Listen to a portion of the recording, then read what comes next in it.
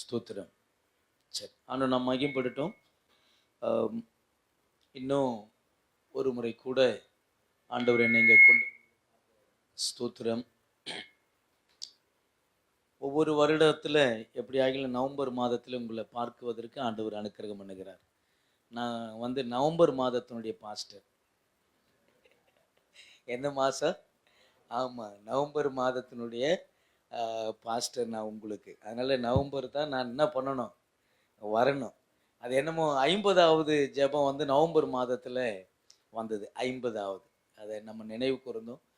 ரொம்ப சந்தோஷம். வரும்போது ஐயா நம்ம பிரதர் கூட வந்திருந்தாங்க, பேசிகிட்டே வந்தேன். 101வது மாதம். ஒரு மாதம் நமக்கு ப்ரேயர் நடத்துறதே எவ்வளோ பெரு பாடுன்னு நம்மளுக்கு தெரியும். வீட்டில் ஜெப கூட்டம் நடத்துறதே பெரும்பாடு. ஆனால் 101 ஜெபம் உண்மையாகவே ஈசாக்கினிடத்துல அந்த பெலிஸ்தியர்கள் சொல்லுகிறார்கள், நிச்சயமாய் தேவன் உன்னோடு கூட இருக்கிறார், இல்லாவிட்டால் இந்த அற்புதம் நடக்காது. அப்ப கர்த்தர் நம்ம கூட இருக்கிறதுனால, இந்த ஊழியத்துல ஆண்டவர் இருக்கிறதுனால எல்லா தடைகளையும் மாற்றி இந்த ஊழியத்துல கர்த்தர் மகிமைப்பட்டு கொண்டு வருகிறார். ஆமென். காரணம், இதுக்கு மிகுந்த மிகுந்த பிரயாசப்பட்ட அருமையான ஐயா அவங்க இல்லை இல்லையா, அவங்க தான். அவங்க அந்த ஜெபம் அவங்களுக்கு ரொம்ப பிடிக்கிறது. ஜெபம் எப்போதும் எப்படி தான் இருப்பாங்க. ஆமாம், ஒரு 4 ஜெப குறிப்பு சொன்னால் எப்படியும் ஒரு 10 நிமிஷம் அந்நிய பாஷையில் பேசிடுவாங்க. ஒரு பிரசங்கம் பண்ணாங்கன்னா என்ன பேசிகிட்டே இருப்பாங்க, அந்த ஜெபம் ஜெபம் ஜெபம். அங்கே தாம்பரத்தில் இருக்கும்போது மலைகளுக்கு ஓடி போவது வழக்கம், மலைகளிலிருந்து ஜெபிப்பது உண்டு. அதனால ஆண்டு ரொம்ப தூரம் கெத்சேமனுக்கு போகிற மாதிரி கெத்சேமனுக்கு தூரமாய் வந்து இப்படி ஒரு ஒரு ப்ரேயர் ஹாலை கட்டி தொடர்ந்து நடத்தி கொண்டு வருகிற அதற்காய் ஸ்தோத்திரம். அல்லேலூயா.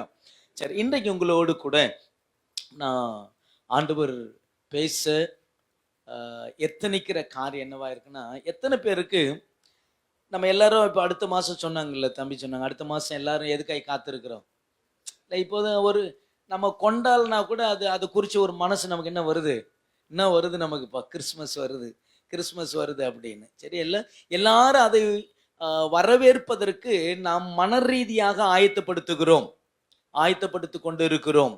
ஆனால் ஆண்டவருடைய 2ஆம் வருகைக்கு எத்தனை பேர் ஆயத்தமாக்குகிறோம்? எத்தனை பேர் அதே சந்தோஷத்தோடு கூட அந்த 2ஆம் வருகையை நாம் எதிர்நோக்கி இருக்கிறோம்? அவர் வந்தார், முதல் வருகையில் வந்தார், நம்ம எல்லாரையும் ரட்சித்து அவர் என்ன பண்ணிட்டாரு, பரலோகம் போயிட்டாரு. இப்ப என்ன பண்ண போகிறார்? வரப்போகிறார். எதற்காக வரப்போகிறார்? 3 விதங்களிலே அவர் வெளிப்பட போகிறார். அந்த 3 காரியத்தை உங்களோட சொல்லி நான் கடந்து போகலான் இருக்கிறேன். முதலாவது, பிள்ளையாக குழந்தையாக பாலகனாக வந்து உங்களை என்னையும் ரட்சித்து என்ன பண்ணிட்டாரு, போய்விட்டார். அது முடிந்து விட்டது. அதுக்கப்புறம் 3 முறை வெளிப்பட போகிறார். முதல் முறை யாருக்காக அவர் வெளிப்பட போகிறார் என்றால், சபைக்காக அவர் வெளிப்பட போகிறார். வாசிங்கள பார்க்கலாம். 1 தெசலோனிக்கருக்கு எழுதின நிருபம் 4ஆம் அதிகாரம் 16வது வசனத்தை நம்ம வாசிக்கலாம். 1 தெசலோனிக்கர் 4ஆம் அதிகாரம் 16வது வசனம். ஏனெனில் கர்த்தர் தாமே ஆரவாரத்தோடும் பிரதான தூதனுடைய சத்தத்தோடும் தேவ எக்காலத்தோடும் வானத்திலிருந்து இறங்கி வருவார். அப்பொழுது கிறிஸ்துவுக்குள் மரித்தவர்கள் எழுந்திருப்பார்கள். பின்பு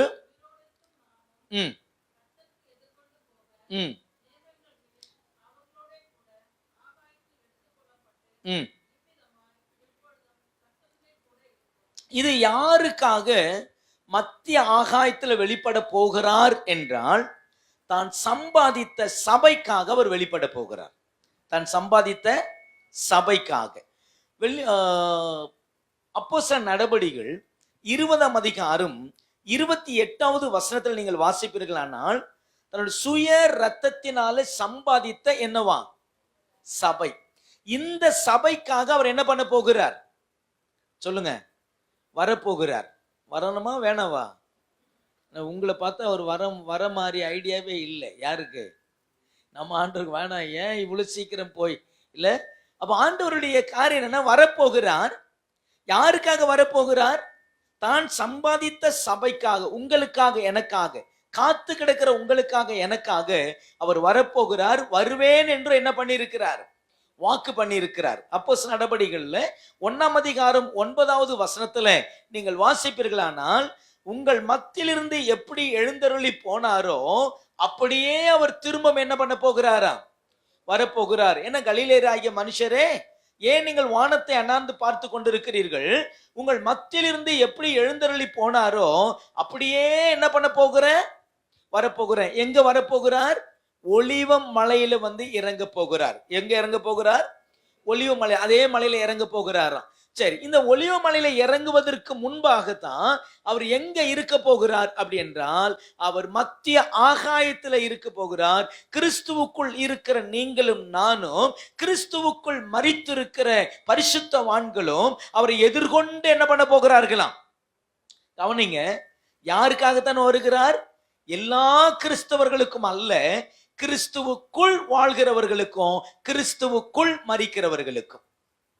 இத பேரை வச்சுக்கிட்டு நம்ம சபைக்கு போகிறோம், பேரை வச்சுக்கிட்டு நம்ம ஊழியம் செய்யறோம், அதனால அவங்களுக்கெல்லாம் ஆண்டவர் வருவார்னு சொல்லல.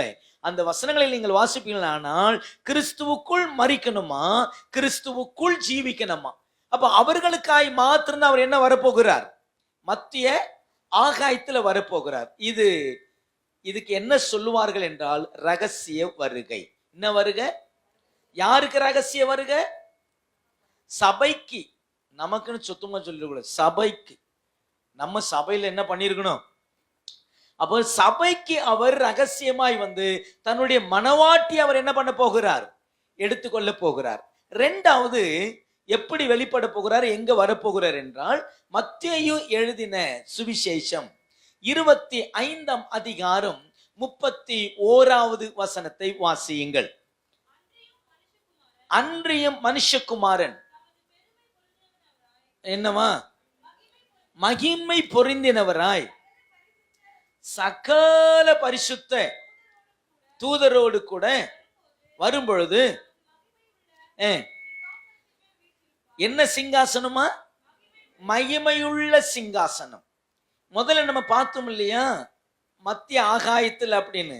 அது என்ன சிங்காசனம் அப்படின்னா, 2 கொரிந்தியர் 5ஆம் அதிகாரம் 10வது வசனத்தை வாசியுங்கள். 2 கொரிந்தியர் 5ஆம் அதிகாரம் 10வது வசனம். ஏனென்றால் சரீரத்துல அவனவன் செய்த நன்மைக்காவது தீமைக்காவது தக்க பலனை அடையும்படிக்கு நாம் எல்லாரும், இங்க பாருங்க, இது என்ன நியாயசனமா? கிறிஸ்துவின் நியாயசனம், கிறிஸ்து ஜட்ஜ்மெண்ட், கிறிஸ்துவனுடைய சிங்காசனம். சரியா? அடுத்தது இங்க நம்ம பார்த்தோம், மத்தேயு 25ஆம் அதிகாரம் 31வது வசனத்துல மகிமையுள்ள சிங்காசனம். என்ன சிங்காசனம்? மகிமுள்ள சிங்காசனம். இதெல்லாம் அப்படியே வைத்துக் கொள்ளுங்கள், பிறகு நான் உங்களுக்கு சொல்றேன். வெளிப்படுத்தின விசேஷம் 20ஆம் அதிகாரம் 11வது வசனத்தை வாசியுங்கள். வெளிப்படுத்தல் 20:11. பெரிய வெள்ளை சிங்காசனத்தையும், ரைட், போதுமா? என்ன சிங்காசனம்? வெள்ளை சிங்காசனம். the great judgment, great white throne judgment அப்படின்னா வெள்ளை சிங்காசனம். முதல்ல என்ன சிங்காசனம்? கிறிஸ்துவின் சிங்காசனம். இரண்டாவது என்ன சிங்காசனம்? மகிமையுள்ள சிங்காசனம். மூன்றாவது என்ன சிங்காசனம்? வெள்ளை சிங்காசனம். அதான் என்னவா? மகா பெரிய வெள்ளை சிங்காசனம். இந்த 3 சிங்காசனத்துல 3 விதமாக வெளிப்பட போகிறார். முதல் கிறிஸ்துவின் சிங்காசனத்துல சபைக்காக மணவாளனாக வெளிப்பட போகிறார். யாருக்காக? என்ன வெளிப்பட போகிறார்? மணவாளனுக்காக. அதாவது மணவாட்டிக்கு இவ்வளோ காலம் காத்திருக்கிறார் இல்லையா, அப்போ மணவாளனாக அவர் வெளிப்பட போகிறார். இங்க நம்ம பார்க்கிறோம், மத்தேயுல மகிமுள்ள சிங்காசனத்துல எப்படி வரப்போகிறாரா? அவர் நியாயம் தீர்க்கிறவராக புற ஜாதிகளை, புற இனத்தவர்களை, புற தேசத்தை நியாயம் தீர்க்கிற நியாயாதிபதியாக வெளிப்பட போகிறார். மூன்றாவது வெள்ளை சிங்காசனம் என்று பார்த்தோமே, அது உலகம் முழுவதிலும் இருக்கிற துன்மார்க்கர்களுக்கு அவர் நியாயம் தீர்க்கிற பெரிய நியாயாதிபதியாக அவர் வெளிப்பட போகிறார். கிறிஸ்து தான் 3 விதங்களில் 3 கூட்டத்தாருக்கு அவர் வெளிப்பட போகிறார். முதல் கூட்டத்தார் யார் அப்படின்னா, நீங்களும் நானும் அவருடைய சுய ரத்தத்தினால சம்பாதித்த சபைக்காக அவர் வெளிப்பட போகிறார். கவனிங்க, ஜெபிப்பது நல்லது, மற்றவர்களுக்காய் பரிந்து பேசுவது நல்லது, தேசங்களுக்காய் ஜெபிப்பது நல்லது. இதோடு கூட உங்களையும் என்னையும் ஆயத்தப்படுத்தி கொண்டு தேவன் வரும் பொழுது அல்லது கிறிஸ்து மணவாளனாக வெளிப்படும் பொழுது அவரை சந்திப்பதற்கு இந்த ஜெபத்துக்கு மேலான ஒரு ஆயத்தம் உங்களுக்கு எனக்கும் வேணும். ஆமென் இல்லையா? மற்றவங்களுக்கு நம்ம ஜெபம் பண்ணிட்டு யாரு போகாம போயிடக்கூடாது. மற்றவங்களுக்காக பரிந்து பேசிட்டு யாரு போகாம போயிடக்கூடாது. அப்படி போகாம போவாங்களா? போக முடியுமா? என்ன பண்ண முடியுமா? போக முடியுமா? அற்புதம் செஞ்சவங்கள கூட அவர் என்ன பண்ணிட்டாரு? தெரியாது அப்படின்ட்டாரு. அக்கிரம செய்கைக்காரரே என்னை விட்டு என்ன பண்ணுங்க. அப்போ அற்புதம் செஞ்சவங்களையே காணா அப்படின்னா நீங்களே நானும் இல்ல. நான் ஜெபம் பண்ணி ஒரு அற்புதம் கூட நடக்கல, அதனால எனக்கு பிரச்சனையே இல்லை, நான் போயிருவேன். அல்லேலூயா. அப்ப நல்ல கவனிங்க தேவ பிள்ளையே, நாம் ஆயத்தமாகி அவர் வரும் பொழுது நாமும் என்ன பண்ணணுமா? ஏன்னா 1 யோவான் 3ஆம் அதிகாரம் 2வது வசனத்துல நீங்கள் வாசிப்பீர்களானால், 1 யோவான் 3ஆம் அதிகாரம் 2வது வசனம், பிரியமானவர்களே, இப்பொழுது தேவனுடைய பிள்ளைகளாய் இருக்கிறோம், இனி எவ்விதமாய் இருப்போம் என்று இன்னும் வெளிப்படவில்லை. இங்க பாருங்களேன், ஆகிலும் அவர் வெளிப்படும் பொழுது, யார் வெளிப்படும் பொழுது? மணவாளனாகி கிறிஸ்து வெளிப்படும் பொழுது அவர் இருக்கிற வண்ணமாகவே நாம் என்ன பண்ணணுமா? அப்ப மத்திய ஆகாயத்துல அவர் வரப்போகிறார் இல்லையா? அவர் இருக்கிற மாதிரியே நம்ம என்ன பண்ணணுமா? அவர் இருக்கிற வண்ணமாகவே நாம் இருந்தா தான் அவரை தரிசிக்க முடியும். அவர் ஒரு வண்ணத்தில் இருக்க நாம் ஒரு வண்ணத்தில் இருப்போம், என்ன பண்ண முடியாது.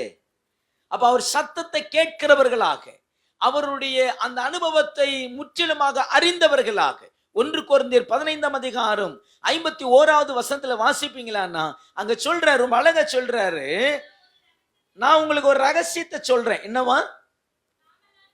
அதான் என்ன சொல்ல போற, என்ன சொல்றாரா? ரகசியம். என்ன ரகசியம்? நாம அதாவது ரகசியம் என்னன்னா எல்லாருக்கும் உரியது அல்ல. ரகசியம்னா யாருக்கிட்ட தான் சொல்லணும்? தனக்கு உரியவங்களான்றத நான் என்ன பண்றேன், உனக்கு மட்டும் சொல்றேன். அதாவது வீட்டில் இருப்பேன்ல, யாருக்கும் தெரிய வேணாம், நான் உன்னை மாத்திரம் என்ன பண்றேன் சொல்றேன், நீ உஷாரா இரு அப்படின்னு வாங்க இல்லையா? அப்ப எத்தனை உலகத்துல பல கோடி ஜனங்கள் இருந்தாலும் ஒரு ரகசியத்தை உங்களுக்காய் எனக்காய் அவர் வைத்து போயிருக்கிறார், சொல்லி போயிருக்கிறார். என்னவென்றால், கடைசி எக்காலம் தொனிக்கும் போது ஒரு நிமிஷத்துல, ஒரு இமை பொழுதுல நம்ம எல்லாரும் என்ன ஆக போகிறோம்? இது என்னவா? காத்திருக்கிற உங்களுக்கு எனக்கும் ஒரு ரகசியத்தை சொல்லி போயிருக்கிறார்.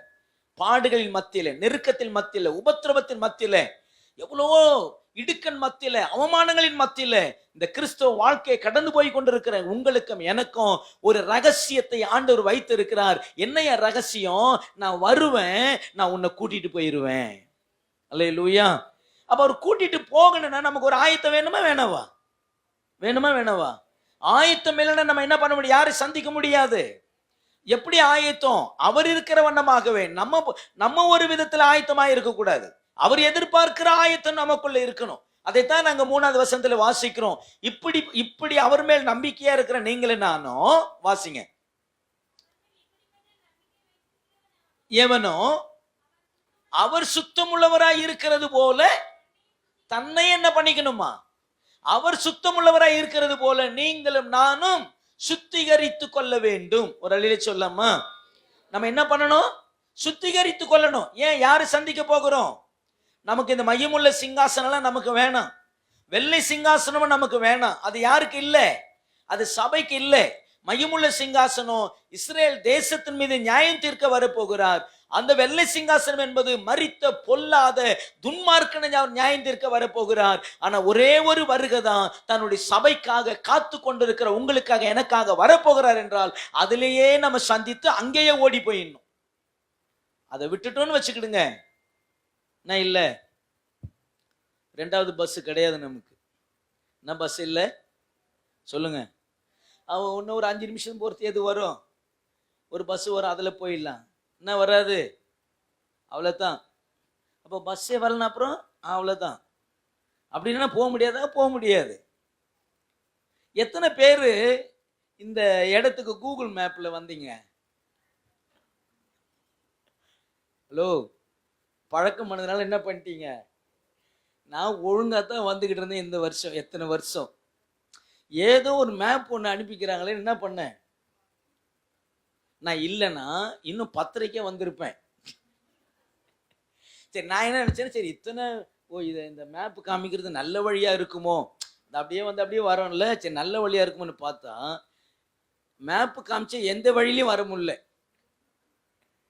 அப்புறம் நான் ஐயா கிட்ட சொன்னேன், ஐயா நம்ம முதல்ல எப்படி போகணுமோ அப்படியே என்ன பண்ணிடுவோம், திருப்பி ஓட்டத்தை முதல்ல இருந்து ஆரம்பிச்சு என்ன பண்ணேன், அப்படி கொண்டு போய் அப்புறம் இந்த வழியா ஈஸியா வந்துட்டோமையா அப்படின்னு. சில நேரங்கள்ல எது கூட நம்மளுக்கு தப்பா காமிக்குது. சரி, அது ஏற்கனவே போட்டிருப்பாங்க, அதில் வந்திருக்குல்ல, நான் ஒழுங்கா வந்திருக்கலாம். நம்ம அதை போட்டோம், அது இன்னும் என்னது லெஃப்ட் போ ரைட்டு போ சொன்னோம்ல, அது சொன்ன ஒரு ரைட்லயும் ரோடு இல்லை. நான் திரும்ப வேண்டியதெல்லாம் லெஃப்ட், அது ரைட்டு போய் லெஃப்ட்னுது. கூட வந்த பிரதர் சொன்ன ரைட்டே இல்லை, அப்புறம் எங்க போறது ரைட்டு அப்படின்னு. அப்போ தேவன் எதிர்பார்க்கிற, தேவன் விரும்புகிற ஆயத்தை நமக்குள்ள இருக்க வேண்டும். ஒரு அலைய சொல்லாமா? அப்போ கர்த்தருடைய எதுக்காக நம்ம காத்திருக்கிறோம்?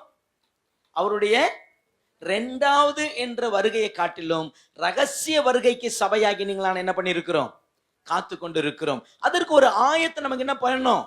இப்ப இந்த ரகசிய வருகைக்கும் இந்த 2வது வருகை பூமிக்கும் இடையில பாத்தீங்க அப்படின்னா கவனிக்கலாம், சபையானது நீங்களும் நானும் எடுத்துக்கொள்ளப்பட்ட பிறகு, நீங்களும் நானும் பரலோகத்துக்கு போன பிறகு, இந்த பூமியில 1 தெசலோனிக்கருக்கு எழுதின நிருபம் 2ஆம் அதிகாரம் 7வது வசனத்தை நம்ம வாசிக்கலாம்.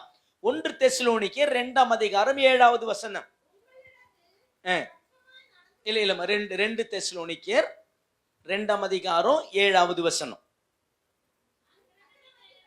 அக்கிரமத்தின் ரகசியம் இப்பொழுதே கிரியை செய்கிறது, ஆனாலும் இந்த தடை செய்கிறவன் யார் என்றால் அவன்தான், தடை செய்கிறவர் யார் என்றால் அவர்தான் பரிசுத்த ஆவியானவர். தடை செய்கிறவர் உங்கள் நடுவில் இருந்து நீக்கப்படும் முன்னே அது வெளிப்படாது. அப்படின்னா என்னென்ன தேவப்பிள்ளை நல்லா கவனிங்க. இயேசு கிறிஸ்து ஞானஸ்தானம் எடுத்து கரையேறின உடனே ஆவியானவர் புறா ரூபம் கொண்டு யார் மேல இறங்கினார்? இயேசு கிறிஸ்து மேல இறங்கினார். ஆனா அப்போஸ்தலர் நடபடிகள் 2ஆம் அதிகாரத்துல பெந்தகோஸ்து நாட்கள்ல பிரத்யட்சமா எல்லார் மேலே 120 பேர் மேல யார் ஊற்றப்பட்டது? பரிசுத்த ஆவியானவர் ஊற்றப்பட்டார். அந்த பரிசுத்த ஆவியானவர் எதற்காக அப்படின்றால், நீங்களும் நானும் அந்நிய பாஷைகளை பேசி அதோடு கூட கடந்து போவதற்காக அல்ல. அவர் சம்பாதித்த சபையை, அவர் சொந்த ரத்தத்தினால சம்பாதித்த சபையை உங்களை என்னையும் ஆயத்தப்படுத்துவதற்கு, அலங்காரம் பண்ணுவதற்கு, அலங்கரிப்பதற்கு, உங்களோடு கூட உங்களுக்குள்ள எனக்குள்ள இருக்கிறவர் தான் பரிசுத்த ஆவியானவர். ஏன் பரிசுத்த ஆவியானவர்? பரிசுத்த ஆவியானவர் எங்க இருக்கிறார்? இப்ப எங்க இருக்கிறாரு சொல்லுங்க. ஆமா, சில நேரங்களில் தெரியவே மாட்டேங்குது. எப்பதான் தெரியுது ஆவியானவர் இருக்கிறான்னு? எப்பதான் தெரியுது சொல்லுங்க. அண்ணன் தம்பி எல்லாம் வாசிக்கும் போது தான் தெரியுது என்னன்னு. கொஞ்சம் வேகம் அடிச்சாருன்னா அப்பதான் யார் இருக்குதுன்னு தெரியுது. கொஞ்சம் வேகமா பாடி ஃபயர் ஃபயர்னா தான் யார் இருக்கிறதாவே தெரியுது. அப்பதான் ஃபயரே வருது, இல்லைன்னா என்ன பண்ண மாட்டேங்குது. சரி இல்லையா? ஆவியானவர் 1 கொரிந்தியர் 6ஆம் அதிகாரம் 19வது வசனத்துல வாசிப்பீர்கள். ஆனால் உங்கள் சரீரமானது தேவனால பெற்றோம், உங்களுக்குள் தங்கியும் இருக்கிற என்னவா? உங்களுக்குள் தங்கி இருக்கிற பரிசுத்த ஆவியானவருடைய. அப்ப யார் உள்ள இருக்கிறது? யாரு? அப்ப எங்க இருக்கிறார் இப்ப பரிசுத்த ஆவியானவர்? உள்ள இருக்கிறாரு, வெளியில இல்ல. அவர் நம்ம ஏதோ நம்ம இதெல்லாம் பேண்டெல்லாம் அடிச்சு வரவேற்கிறவர் அல்ல. அவரு பேண்டெல்லாம் அடிச்சு வாங்க வாங்கன்னு கூப்பிட்டு அல்ல. உங்களுக்குள் எனக்குள் வாசம் பண்ணி கொண்டிருக்கிற பரிசுத்த ஆவியானவர். ஏன் நமக்குள்ள வாசம் பண்ணிக்கிறாரு? உங்களை என்னையும் மணவாளனுடைய வருகையில கொண்டு போய் சேர்ப்பதற்கு உங்களை என்ன பண்ணணும் இல்லையா? ஆபிரகாம் கூப்பிடுறாரு எலியேசரை, எப்ப போய் கொஞ்சம் என்ன பண்ணிட்டு வா, மணவாளனாகிய ஈசாக்குக்கு பெண்ணு கொண்டுட்டு வா. அவர் போறாரு, ஜோமனினே போறாரு. யாரு? எலியேசர் தப்பான எந்த பொண்ணு என்ன பண்ணிடக்கூடாது, கூட்டிட்டு வந்துடக்கூடாது. இப்பெல்லாம் எந்த பொண்ணை யார் கூப்பிடறானே தெரியல. இல்ல கல்யாணம் பண்றதுக்கு எல்லாம் பார்க்க வேண்டியதை தவிர எல்லாத்தையும் என்ன பண்றோம், பார்த்துடுறோம் இல்ல. ஆனா எலியேசர் அப்படி பார்க்கல. இங்கிருந்தே ஜெபம் பண்ணின, ஆண்டவரே தப்பா பண்ணிடக்கூடாது, என் எஜமானுக்கு நான் மோசம் பண்ணிடக்கூடாது, அநியாயம் பண்ணிடக்கூடாது அப்படின்னு போய் ஜெபம் பண்ணி ஒரு துறவண்டையில நின்னா, இவர் ஜெபத்துக்கு ஏத்த மாதிரி ஒரு அம்மா என்ன பண்ணுது, குடத்தை எடுத்துக்கிட்டு. சொல்லுங்க, யாராவது அந்த மாதிரி போய் எங்கேயாவது துறவண்டையில ஜெபம் பண்ணி ஏதாவது பொண்ணு வந்தது?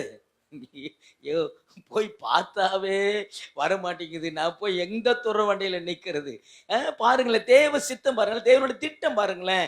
அவளை தேவன் புறப்பட பண்ணி எங்க கொண்டு வந்தாரு. அப்ப இந்த எலியேசருடைய வேலை என்னவா இருந்தது? யாரை அலங்காரம் பண்ணாரு, யாரை அலங்கரித்தார்? ரெபெக்காளை அலங்காரம் பண்ணி, ரெபெக்காளை அலங்கரித்து நேர யாரிடத்துல கொண்டு போய் சேர்த்தார்? மணவாளனாகி ஈசாக்கிடத்துல கொண்டு போய் சேர்த்தார். அவன் அவளை சேர்த்து கொண்டு அவளை நேசித்தான் என்று நம்ம வேதத்துல வாசிக்கிறோம். அப்ப பரிசுத்த ஆவியானவர் மணவாட்டியாகி உங்களை என்னையும் அலங்காரம் பண்ணி அலங்கரித்து மணவாளனாகி கிறிஸ்து வரும் பொழுது அவரிடத்துல கொண்டு போய் சேர்க்கிற பிரதானமான வேலை தான் பரிசுத்த ஆவியானுடைய வேலை. அதனாலதான் அவர் நம்ம கூடவே இருக்கும்படி அவர் கட்டளையிட்டு இருக்கிறார். யாரு கூடவே இருக்கும்படி இருக்கிறாரா? நமக்குள்ள இருக்கிறாரா இல்லையா? அவர் என்னுடைய வேலை என்ன? சத்தியத்தில் எப்படி அலங்காரம் பண்ணுவார்? அவரு சத்தியத்தை போதித்து சத்தியத்துக்குள்ள நடத்தி சத்தியத்தினாலே உங்களை என்னை அலங்கரித்து மணவாளனாகி கிறிஸ்துவத்தில் கொண்டு போய் சேர்க்கிற வேலை தான் யாருடைய வேலை? இந்த பரிசுத்தம். அவர் இந்த பூமியிலிருந்து எடுபட்டு போயிட்டார் அப்படின்னா யாருடைய ஆளுகம் வந்துருன்னு வேதம் சொல்லுகிறது? அந்தி கிறிஸ்து. தானியேல் தீர்க்க தரிசன புஸ்தகம் 9ஆம் அதிகாரம் 26, 27 வசனத்தை வாசிங்க பார்க்கலாம். வாரங்களுக்கு பின்பு, 62 வாரங்களுக்கு பின்பு இயேசு கிறிஸ்து சிலுவையிலே அறையப்படுவார். அல்ல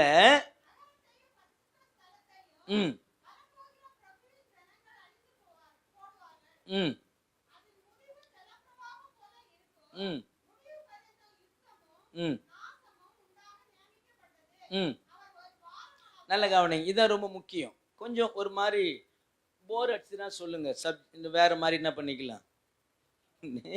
போர் அடிக்குதுன்ற, என்ன மாறலன்ற, என்ன கதை விடுறீங்களா? இல்லை கொஞ்சம் கஷ்டமா இருந்துச்சுன்னா, புரிந்து கொள்வதற்கு என்னவா இருந்துச்சுன்னா, கொஞ்சம் கஷ்டமா இருந்துச்சுன்னா, கொஞ்சம் ஒரு மாதிரி ஃபீல் பண்ணீங்கன்னா, கொஞ்சம் அப்படியே கொஞ்சம் கூர்ந்து கவனிச்சுன்னு வச்சுடுங்களேன், சம்பவம் உங்களுக்கு என்ன பண்ண ஆரம்பிச்சிடும், தெரிய ஆரம்பிச்சிடும். அவர் ஒரு வாரத்திற்கு பின்பு இந்த அவர்ன்றதுக்கு இல்ல என்னவா, அவர்ன்றது வேற யாரும் இல்ல, அந்தி கிறிஸ்து. அவனுக்கு அவர்னு எழுதி வச்சுக்கிறாங்க, அவருக்கு அவன் எழுதி வச்சிருக்குது. 2 தெசலோனிக்கர் 2ஆம் அதிகாரம் 7வது வசனத்துல என்னன்னு எழுதி வச்சிருக்குது? அவன் அப்படின்னு இருக்குது. அவன்னா யாரு? பரிசுத்த ஆவியானவர். யாரு? பரிசுத்த. அங்க அவன்னு போட்டுட்டு இங்க என்ன போட்டிருக்குது? அவர். இங்க அவர்ன்றது யாரு? அந்தி கிறிஸ்து. சரியா? கொஞ்சம் மரியாதை என்ன தெரியல, ஆவியான கூட கொஞ்சம் மரியாதையா கொடுத்து வச்சுக்கிறாரு பொழுது இல்ல. அவன் அநேகரோட என்ன பண்ணுவானா, ஒரு வாரம் அளவும் உடன்படிக்கை பண்ணி, என்ன பண்ணி, சரி ஒண்ணு இல்ல தேவ பிள்ளையே, கர்த்தர் நம்ம ஆண்டவர் என்ன பண்ண போகிறாருன்னா, நமக்காய் மரிச்சிட்டாரு, நம்ம எல்லாரையும் சம்பாதிச்சிட்டாரு. சம்பாதித்து நல்லா கவனிக்கலாம், இந்த பூமியில உங்களை என்னை விட்டுட்டு போயிருக்கிறாரு. இன்னொருவன் வரப்போகிறான். யார் அவன்? அவன் தான் அந்தி கிறிஸ்து வரப்போகிறான். 7 ஆண்டு காலங்கள் இந்த பூமியில அவன் என்ன பண்ண போகிறான்? இந்த 7 ஆண்டு காலங்கள் இந்த பூமியில பலவிதமான உபத்திரவத்தை அவன் என்ன பண்ண போகிறான்? கொண்டு வரப்போகிறான். இந்த உபத்திரவத்திற்கு முன்பதாக, இந்த 7 ஆண்டுகளுக்கு முன்பாக தான் சம்பாதித்த சபையாகிய உங்களை என்னையும் அவர் எடுத்துக்கொள்வதற்காகத்தான் எங்க வரப்போகிறார்? மத்திய ஆகாயத்தில் வரப்போகிறார். அப்ப நம்ம போய்கிட்டோம் அப்படின்னா யாருடைய ஆளுகைக்குள்ள நம்ம இருக்க வேண்டிய அவசியம் இல்லை. அந்தி கிறிஸ்துவனுடைய ஆளுகைக்குள்ள இருக்க வேண்டிய அவசியம் இல்லை. இந்த அந்தி கிறிஸ்து குறித்து அவனுடைய ஆளுகை குறித்து நீங்கள் படிக்கணும் அப்படின்னா வெளிப்படுத்தல் 4ஆம் அதிகாரத்திலிருந்து 19ஆம் அதிகாரம் வரைக்கும் படித்துக் கொள்ளுங்கள். முழுக்க முழுக்க அது யாருடைய ஆளுகை அப்படி என்றால் அந்தி கிறிஸ்து இந்த பூமியில யூதர்களோடும் உலகத்தோடு அவன் பண்ண போகிற அந்த அநியாயமான ஆட்சி தான் அந்த 7 ஆண்டுகள். அதற்கு முன்பாக உங்களையும் என்னையும் ஆண்டவர் என்ன பண்ண விரும்புகிறார்னா இந்த பூமியில விடுவதற்காக பிரயாசப்படல, மாறாக அவரோடு கூட நித்தியமாய் இருப்பதற்கு அங்கே மத்திய ஆகாயத்தில் 7 ஆண்டுகள் அவரோடு கூட என்ன பண்ண போகிறோம், நிற்க போகிறோம். ஆமென். ஒருவேளை நீங்க படுகிற பாடுகள், கிறிஸ்து நிமித்தம் படுகிற துன்பங்கள், வேதனைகள், அவமானங்கள், இது எல்லாவற்றுக்கும் ஒரு நாள் இருக்கிறது. அது எந்த நாள் அப்படின்னா மணவாளனாகிய கிறிஸ்துவை சந்திச்சிட்டோம் அப்படின்னா அங்க வேதம் நம்ம வாசிச்ச 2 கொரிந்தியர் 5:10 அவன் சரீரத்துல செய்த நன்மைக்காகிலும் தீமைக்காகிலும் தக்க பலனை ஆண்டவர் நமக்கு என்ன பண்ண போகிறாரா? அல்லேலூயா. கிறிஸ்து நிமித்தம் நீங்க பட்ட ஒவ்வொரு பாடுகளுக்கும் கர்த்தர் என்ன பண்ண போகிறார்? பலன்களை தரப்போகிறார். என்ன பலன் பரலோகத்தில் தரப்போகிறார்? வீடு தரப்போறாரா? ஏதோ கார் ஏதாவது தரப்போகிறாரா? இல்ல அங்க ஏதாவது ஒரு 10 சவரம் ஏதாவது நமக்கு போட போறாரா? அங்கேயும் போய் வாங்கிக்குவோம், அது வேற விஷயம். கொடுக்குறாருன்னா இப்ப கொடுக்குறாருன்னா எத்தனை பேருக்கு இருப்பீங்க? ஒரு 100 பவுன் பரலோகத்தில் கொடுக்குறாருன்னு ஒரு என்ன வருது, நமக்கு ஒரு நியூஸ் வருது. எத்தனை பேர் இங்க இருப்பீங்க? எத்தனை பேர் அங்க போவீங்க? உடனே அதுக்கு உபவாசம்லாம் போட்டு எங்க போயிடுவோம், போய் எதை வாங்கிடுவோம். ஆமா, வாங்கிட்டு பிரயோஜனம் இல்லைன்னா எங்க வந்துடுவோம்? இல்ல பூமிக்கு வந்துடும். இல்ல அப்ப நம்ம ஆண்டவர் என்ன கொடுக்க போகிறார்னா, கவனிங்க, நீங்க கேள்விப்பட்டிருப்பீர்கள், படித்திருப்பீர்கள். அதை சீக்கிரமா நான் உங்களுக்கு சொல்லி கடந்து போக நான் விரும்புகிறேன். உங்களை ரொம்ப நேரம் எடுத்துக்கொள்ள மாட்டேன். 5 விதமான பரிசுகளை கர்த்தர் நமக்கு தரப்போகிறார். என்ன பரிசு சொல்லுங்க?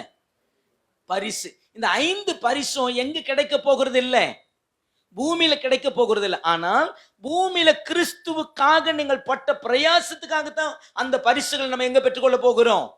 மத்திய ஆகாயத்துல தேவன் நமக்காய் கொடுக்க போகிறார்.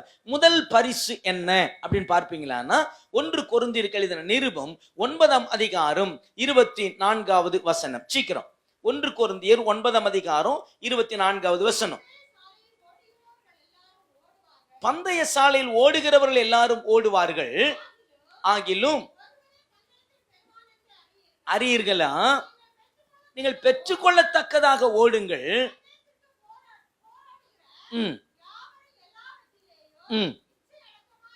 இருப்பார்கள், அவர்கள் அழிவுள்ள கிரீடத்தை பெறுவார்கள். நாமோ அழிவில்லாத கிரீடத்தை. நல்ல கவனிங்க, நமக்கு முதல் பரிசு என்ன வச்சிருக்கிறாரு? அழிவில்லாத கிரீடம். எங்க கொடுக்க போகிறாரு? கிறிஸ்துவின் நியாயசன மத்திய ஆகாயத்துல உங்களுக்கு எனக்கும் ஒரு பரிசை வைத்திருக்கிறார். அது என்ன பரிசா? அழிவில்லாத கிரீடம். என்ன கிரீடம்? இந்த பூமியில நீங்களும் ஓட்ட பந்தயத்துல ஓடி வாங்கினா என்ன கிரீடம் வாங்குறோம்? அழிந்து போகிற கிரீடம். என்னதான் நம்ம கோல்டு மெடல் கொடுத்தாலும் அதெல்லாம் என்ன பண்ணதுதான்? அழிந்து போகிறவைகள். ஆனால் உங்களுக்கு எனக்கும் தேவன் கொடுக்க போகிற கிரீடம் என்ன கிரீடம் சொல்லுங்க? அழிவில்லாத கிரீடம். ஆனா இந்த அழிவில்லாத கிரீடத்தை நீங்களே நானும் பெற்றுக்கொள்ளணும்னா எப்படி ஓடணுமா? நம்முடைய ஓட்டம், ஆவிக்குரிய ஓட்டம் எப்படி ஓடணும்? கிறிஸ்துவ ஓட்டம் எப்படி ஓடணும் அப்படின்னா எல்லாவற்றிலும் இச்சை அடக்கத்தோட, எல்லாவற்றிலும் இச்சை அடக்கத்தோட. அப்படின்னா நல்ல கவனிங்க, இச்சையோடு கூட ஓடுகிற எவனும் அந்த அழிவில்லாத கிரீடத்தை பெற்றுக்கொள்ள முடியாது. யாரெல்லாம் ஆசைகளை இச்சைகளை சிலுவையில் அறைந்திருக்கிறார்களோ, அறைந்தவர்கள் ஓடுகிறார்களோ, அவர்களுக்காகத்தான் என் ஆண்டவர் அழிவில்லாத கிரீடத்தை வைத்திருக்கிறார். எத்தனை பேருக்கு அந்த கிரீடம் வேணும்? எத்தனை பேருக்கு வேணும்?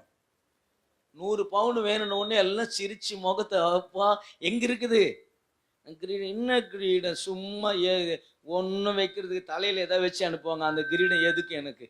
அப்படிதானே யோசிக்கிறேன். ஆனா நல்லா கவனிங்க, இந்த அழிவில்லாத கிரீடத்தை ஆண்டவர் நமக்கு எங்க வைத்திருக்கிறார்? மத்திய ஆகாயத்துல அவரோடு கூட வைத்திருக்கிறார். ஏன்னா அவர் வரும்பொழுது சும்மா வரப்போகிறது இல்லை. இப்ப வெளிநாட்டுல ஒரு தம்பி இருக்கிறாரு, வெளிநாட்டுல ஒரு நம்முடைய மணவாளன் இருக்கிறாரு. ஒரு மணவாட்டியை கல்யாணம் பண்ண போகிற பொண்ணை பார்க்க வரும்போது எப்படி வருவாரு? கல்யாணம் பண்ண மனைவியை பார்க்க வரும்போது வேற மாதிரி வருவார், அது வேணாம் நமக்கு. யாரை பார்க்க வரும்போது? மணவாட்டியை பார்க்க வரும்போது. இப்பதான் பேசி கிசி முடிச்சிருக்கிறாங்க, புதுசா யாரை பார்க்க வர போறாரு? தான் கட்டி போகிற பொண்ணை பார்க்க வரும்போது எப்படி வருவாரு? ஆமா, ஆனா பொண்டாட்டிகளை பார்க்க வரும்போது வேற மாதிரி வருவாங்க, அது நமக்கு வேணாம். இன்னும் ஒண்ணுமே வாங்கின்னு வரல, என்ன வாங்கின்னு வரலன்றுவான் நம்மால். ஆனா மனைவி ஆக போறவளை பார்க்க வரும்போது எப்படி வருவாங்க? தெரிஞ்சு வீட்டுக்கு தெரிஞ்சு கொஞ்சம் வாங்கிட்டு வருவான், தெரியாம என்ன பண்ணுவான்? ஏன்னா தெரிஞ்சு வாங்கிட்டு வந்தா வீட்டுல பிரச்சனை வரும். இன்னும் கல்யாணமே ஆகல, அதுக்குள்ளேயே என்ன பண்றான் இவன்? நான் தான் இந்த பொண்ணை பார்த்தேன், அதுக்குள்ளேயே என்னென்னமோ வாங்கிட்டு வந்து என்ன கொடுத்துட்டான் அப்படின்னு. அதனால அவனும் ரொம்ப உஷாரான ஆளு. என்னன்னு தெரிஞ்சு கொடுக்க வேணாம், முதல்ல என்ன பண்ணிடுவோம்? ஆமா, தெரியாத கொடுத்துருவான் அப்படின்னு சொல்லி. இல்ல அப்ப இந்த ஒண்ணுத்துக்கு ஆகாத மணவாளனே வரும்போது அப்படி வருவானா? என் தெய்வம், நம்முடைய ஆண்டவர் நித்திய தேவன். அவர் வரும்பொழுது சும்மா வருவாரு? வெறுங்கையோட வருவாரு? அப்போ எப்படி வரப்போகிறாராம்? மணவாட்டியை சந்திப்பதற்கு ஆயிரமான தூதர்களோடு கூட அவர் வரும்பொழுது கையில அழிவில்லாத ஒரு கிரீடத்தை அவர் கொண்டு வரப்போகிறார். அல்லேலூயா. நம்ம படுகிற இந்த ஜெபம், நம்ம பண்ற ஜெபம், பிரயாசங்கள், பாடுகள், வியாதிகள், வியாதியில மறிக்கிறது, இது எல்லாவற்றுக்கும் தேவ பிள்ளையே அந்த அழிவில்லாத கிரீடத்தை பார்க்கும்பொழுது ஒரு சந்தோஷம் இருக்கும் பார்த்தீங்களா? ஒரு மகிழ்ச்சி இருக்கும் பார்த்தீங்களா? ஆனா அது யாருக்கு தேவன் தருவென்றாருன்னா, வசனம் சொல்லுது இச்சை அடக்கத்தோட. என்ன அடக்கம்? நம்ம எல்லாவற்றிலையும் என்ன இருக்கணும் சொல்லுங்க? எல்லா காரியத்திலையும், அது பணமா இருக்கட்டும், உலகமா இருக்கட்டும், புகழா இருக்கட்டும், பேரா இருக்கட்டும், படிப்பா இருக்கட்டும், எதன் மேலையும் உங்களுக்கு எனக்கு என்ன இருந்துடக்கூடாது சொல்லுங்க? இச்சை இருக்குமே, நம்ம எதை இழந்து விடுவோம் சொல்லுங்க? அந்த அழிவில்லாத கிரீடத்தை நம்ம இழந்து விடுவோம். விசேஷமா நீங்க பார்ப்பீங்களானா, கிறிஸ்துவை என்றைக்கு நாம் தரித்து கொண்டோமோ, கலாத்தியருக்கு எழுதின நிருபம் 5ஆம் அதிகாரம் 24வது வசனத்தில் வாசிப்பீர்களானால், கிறிஸ்துவை உடையவர்கள், கிறிஸ்துவை உடையவர்கள் மாம்சத்தையும் அதன் ஆசை என்னவா? இச்சை. மாம்சம், இந்த மாம்சத்துல என்ன இருக்குதா? ஆசை இருக்குதா, இச்சை இருக்குதா இல்லையா? நம்ம சாகிற வரைக்கும் நம்மளை போட்டு அடிக்கிறது எதுனா இதுதான், மாம்சம்தான். இது யாருக்குரியதுதான்? நமக்குரிய சரீரத்தை நம்மாலேயே அடக்க முடியாத ஒன்று இருக்குமேனா அது மாம்சம்தான். எத்தனையோ பேர் படுக்கும் போது நினைப்பீங்கல்ல, காலையில 4 மணிக்கு எழுந்து ஜெபிக்கணும்னு நினைக்கிறீங்களா இல்லையா? எத்தனை பேர் எழுந்துக்கிறீங்க? இல்ல, ரொம்ப கஷ்டம். என்ன எழுந்துக்கிறேன், அதனால எல்லாரையும் நான் சொல்லலை. நம்ம சில பேருக்கு தூக்கம் வராத எழுந்துக்கிற ஆளு உண்டு, அதை நான் சொல்ல. தூக்கம் வரல என்ன பண்ணிக்கிறோம்? 4 மணிக்கு எழுந்து ஜெபம் பண்ணுவேன் பிரதர். அப்படியா? என்ன பண்ண? தூக்கமே வரல. இது எல்லாரும் என்ன பண்ண முடியும்? தூக்கம் வராத கேஸ்ல 4 இல்லை 2 மணி கூட எழுந்து உட்காந்து என்ன பண்ணும்? ஜெபிக்கும். ஆனா நல்லா தூங்குற ஆளு, நல்ல வாலிபத்துல பலனா இருக்கிற ஆளு 4 மணிக்கு அந்த தூக்கத்தை கண்ட்ரோல் பண்ணி மாம்சத்தை அடக்கி எழுந்து ஜெபிக்கிறான் பாருங்க. இதுதான் இச்சை அடக்கம். ஆமென். இதான் என்னது? இச்சை அடக்கம். ஏன்னா நிறைய நம்ம இந்த சரீரத்துல என்னென்னமோ நினைக்கிறோம், என்ன பண்ண மாட்டேங்குது. இப்ப பாருங்களேன், அதே 9ஆம் அதிகாரம் கடைசி வசந்த வாசிங்களே, கொரிந்தியர்ல 1 அதிகாரம் கடைசி வசனம், அதுக்கு மேல உள்ள வசந்த வாசிமா. ஆதலால் நான் நிச்சயம் இல்லாதவனாக ஓடேன், ஆகாயத்தை அடிக்கிறவனாக நான் சிலம்பம் பண்ணேன், மற்றவர்களுக்கு பிரசங்கம் பண்ணுகிற நான் தானே ஆகாதவனாய் போகாதபடிக்கு என் சரீரத்தை ஒடுக்கி நான் என்ன பண்றேன்? நல்ல கவனிங்க. அந்த அழிவுள்ள அல்லது அழிவில்லாத கிரீடத்தை நான் பெற்றுக்கொள்வதற்கு நான் என்ன பண்ணிட்டு இருக்கிறேன்? ஓடிக்கொண்டிருக்கிறேன். அது போகும்போது நான் எங்க சிலம்பம் பண்ணுகிறவனாக இருக்கக்கூடாது? ஆகாயத்துல. சிலம்பம்னா 2 பேர் இருக்கணும். என்ன பண்றதுக்கு? ஒரு ஆள் சண்டை போனா இன்னொரு ஆள் என்ன பண்ணும்? ஆப்போசிட்ல இருந்தாதான் அந்த சிலம்பாட்டம் நல்லா இருக்கும் இல்லையா? இப்ப உங்களுக்கு எனக்கும் சிலம்பம் யாரோடு கூட இருக்குது? யாரோடு கூட சிலம்பாட்டம் பண்ணணும்? நமக்கு எதிராளி யார்? சத்தமா சொல்லுங்க. அவன் சிரிப்பான், பிசாசு. அவன் எதிராளியே நமக்கு கிடையாது, அவன் தோற்று போனவன். அவனுக்கு எதிர்த்து நின்னீங்கன்னா அவன் என்ன பண்ணிடுவான்? ஓடிடுவான். பேதுரு சொல்றாரு, உங்கள் எதிராளி ஆகிய பிசாசுன்னு. அவன் எங்கேயாவது நின்றுகிட்டு அவனை முறைக்கிற ஆளு, அவ்வளவு தான். எதிராளியே யாருன்னா, எனக்கு எதிராளி நான் தான். உங்களுக்கு எதிராளி யாரு சொல்லுங்க. அப்ப நான் தான் எதிராளின்னா அப்ப எனக்கு எதிராளி யார்? மாம்சம் ஆவிக்கு விரோதமாகவும் ஆவி மாம்சத்துக்கு விரோதமாகவும் போராடுகிறது. கடைசியில் ஆவி ஜெயிக்குதா மாம்சம் ஜெயிக்குதான்னு பார்த்தோன்னா நிறைய நேரங்கள்ல மாம்சம் நம்மளை அடிச்சிருது. ஆமென். சில நேரங்களில் சாப்பிட்ற விஷயத்துல கூட நம்ம சரீரத்தை என்ன பண்ண முடியல நம்மளால. அதெல்லாம் நான்வெஜ்லாம் இல்லாமல என்ன சொல்றீங்க? நான்வெஜ்லாம் இல்லாமையா? அதுல கூட ரொம்ப இந்த இந்த நாள் வரும்ல, என்ன நாளையா 40 நாள் என்ன பண்ண மாட்டீங்க? என்ன பண்ண மாட்டீங்க? சாப்பிட மாட்டீங்கன்னு உங்களை சொல்றேன், நான் சொல்லல. இல்ல 40 நாள் இருக்கிறதுல லென்டேஷன் இருக்குதா இல்லையா? சரிவே எல்லாரும் இப்ப சாப்பிட்றாங்க. அந்த 40 நாள் என்னது 40 நாள்ல என்னால் என்ன பண்ண முடியாது அப்படின்னா இந்த மாம்சம் என்ன விரும்புகிறதோ. ஏன் தேவ பிள்ளையே, இந்த ஃப்ரைட் ரைஸ் சாப்பிட்றது எல்லாருக்கும் தெரியும், சாப்பிட்றது நல்லது இல்லைன்னு. அது பக்கமா போய் பாருங்களேன், ஒரு 2 அப்படி அப்படி போய் பாருங்களேன், அது வாசனை அது என்ன பண்ணும்? சரி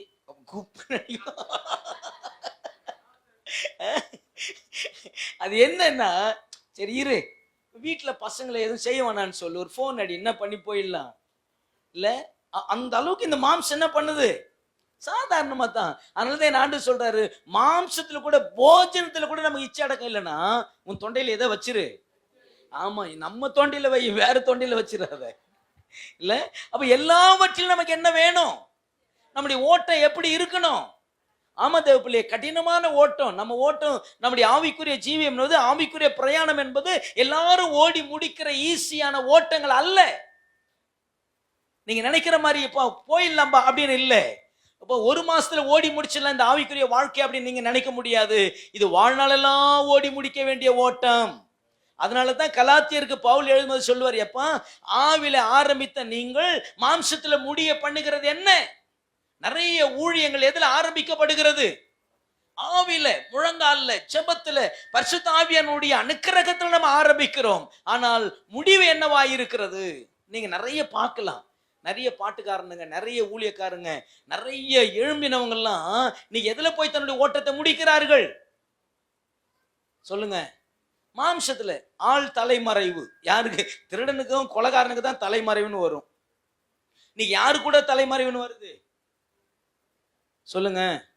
அவங்களாம் எந்த யாருக்கு ஊழியக்காரன்னு எனக்கு தெரியல.